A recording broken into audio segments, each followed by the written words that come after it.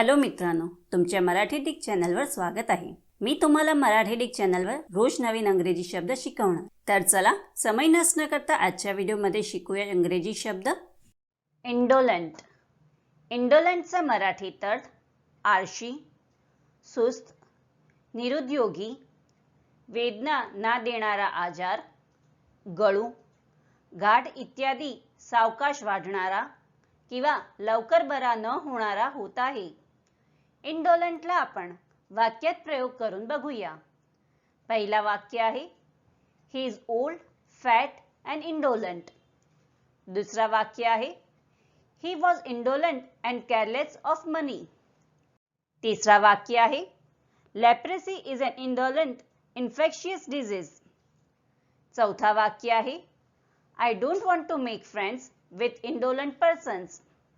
Friends, व्हिडिओला like, share आणि comment करायला विसरू नका आणि चॅनलला सबस्क्राईब करा। Thank you.